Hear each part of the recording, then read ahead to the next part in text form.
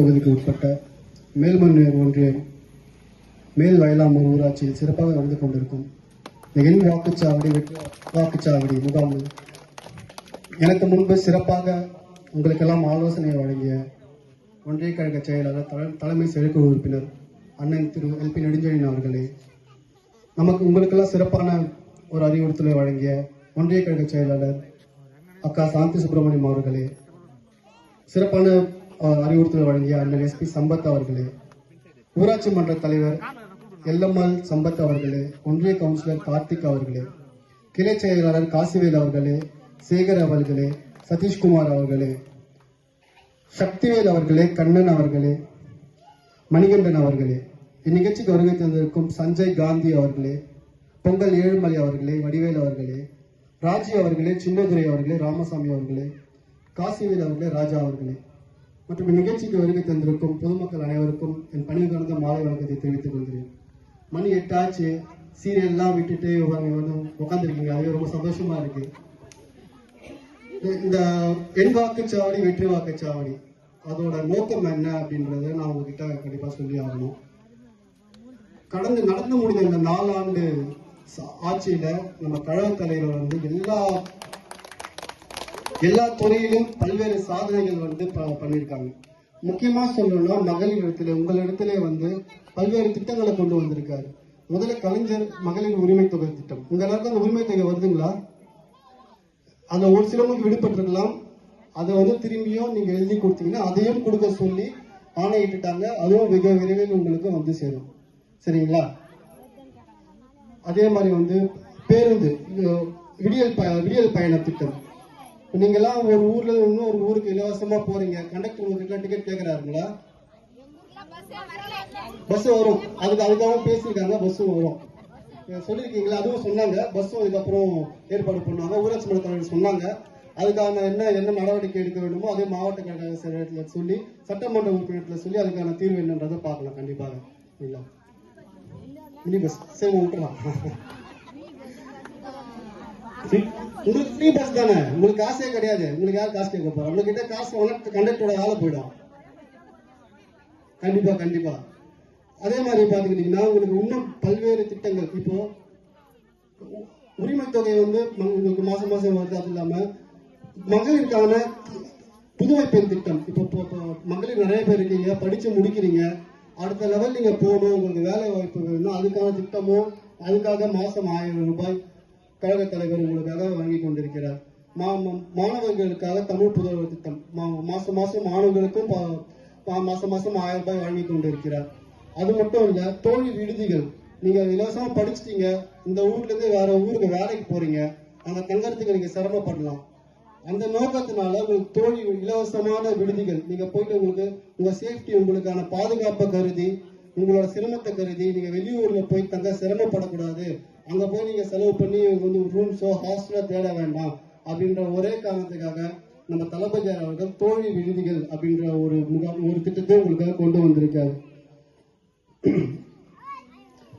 இந்த மாணவர்களுக்கு தமிழ் புதல் திட்டம் மூலமா 1000 ரூபாய் வழங்குறாங்க. அதே மாதிரி மகளிருக்கு புதுமை பெண் திட்டம் மூலமா பல்வேறு உதவிகள். இப்ப நிறைய பெண்கள் பாத்தீங்கன்னா கிராமப்புறத்தில் இருக்க பெண்களால குடும்ப சூழ்நிலை காரணமா படிச்சு அடுத்த லெவலுக்கு முன்னேற முடியாது.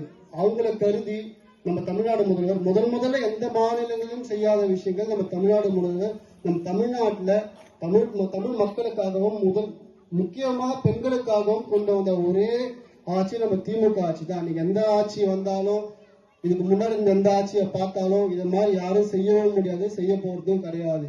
மகளிருக்காக பண்றாங்க, மாணவர்களுக்காக பண்றாங்க. குழந்தைகள் காலையில நீங்க நீங்க வயல் வேலைக்கு போவீங்க, 100 ரூபாய்க்கு வேலைக்கு போவீங்க, நாத்து நட போவீங்க. அந்த கிளம்புற அவசரத்துல சாப்பாடு செஞ்சு வச்சுட்டு போக முடியாது. நம்ம பசங்க படிக்கணும். சில பேர் இதை காரணம் காட்டி பல குழந்தைகள் பள்ளிக்கு போக முடியாம, வறுமையின் காரணமா பள்ளிக்கு போக முடியாத சிச்சுவேஷன், அந்த சூழ்நிலை மாறணுன்ற ஒரே காரணத்துக்காக குழந்தைகளுக்கு காலை உணவு திட்டம். அதுவும் போய் பார்க்கணும். வெரைட்டியான சாப்பாடு எங்க வீட்டுல கூட போட மாட்டாங்க. வீட்டுல டெய்லியும் ஒரே இட்லி தான் போடுறாங்க. குழந்தைங்களுக்கு பார்த்தா ஒவ்வொரு நாளைக்கு ஒவ்வொரு ஐட்டம் போடுறாங்களா? தம்பி நல்லா இருக்கா? அதே மாதிரி மக்களை தேடி மருத்துவம். இந்த தமிழ்நாடுல இந்த மக்களை தேடி மருத்துவம் திட்டம் மூலமா தமிழ்நாட்டுல 2.5 கோடி மக்களுக்கு நல்ல திட்டம் போயிருக்கு. உடம்பு முடியாதவங்களுக்கு மருத்துவம் இலவசமா, அந்த மக்களை தேடி மருத்துவம் என்ற முறையில உங்களுக்கு உடம்பு சரியில்லையா, உங்களுக்கு அந்த திட்டமும் கொண்டு வந்திருக்காங்க.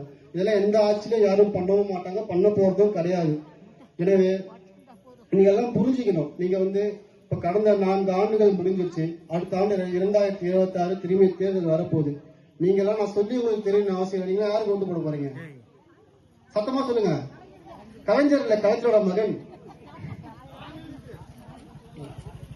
ஐயா திரு முத்துவேல் கருணாநிதி ஸ்டாலின் அவர்களுக்கு நீங்க எல்லாம் திரும்பி ஓட்டு போட்டு நீங்க இப்ப எல்லாம் என்ன திட்டத்தை அனுபவிக்கிறீங்க. அதே மாதிரி வருகின்ற 2026 நீங்க கடந்த முறை இந்த பூத்ல எனக்கு எதுக்கு ஸ்பெஷலா என்ன போட்டிருக்காங்கன்னா, கடந்த முறை இந்த பூத்ல கொஞ்சம் வாக்குகள் கம்மியா இருக்கின்ற காரணத்தினால, அது என்ன காரணமாக இருக்கலாம்.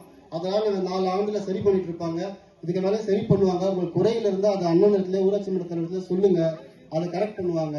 கரெக்ட் பண்ணா திரும்பியும் நீங்க நான் திரும்பி வருவோம். எப்படியும் ஓட்டு கேட்க நாங்க வந்துதான் ஆகணும். நாங்க செய்யலாம், நீங்க விட போறது கிடையாதுங்கள. அதனால வருகின்ற 2026 நம்ம கழக தலைவர் திரும்பியும் 7வது முறையா ஆட்சி கட்டில உட்கார வைக்கணும்ன்றதுல நம்ம எல்லாரும் ஒரே மனதான் முடிவு எடுத்து வேலை செய்ய வேண்டும்.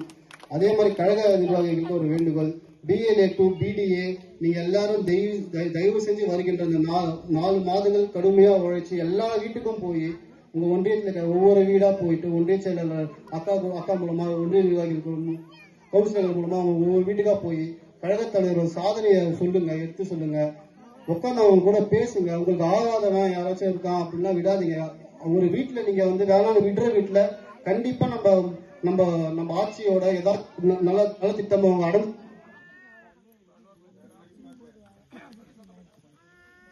அனுபவிச்சிருப்பாங்க. அவங்க கிட்ட போயிட்டு நீங்க உட்காந்து பேசுங்க.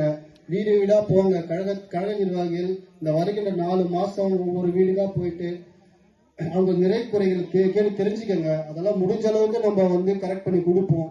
வருகின்ற 4 மாசம் கொஞ்சம் கடுமையா உழைச்சி பொதுமக்களுக்கு தேவையானதை செய்யுங்க.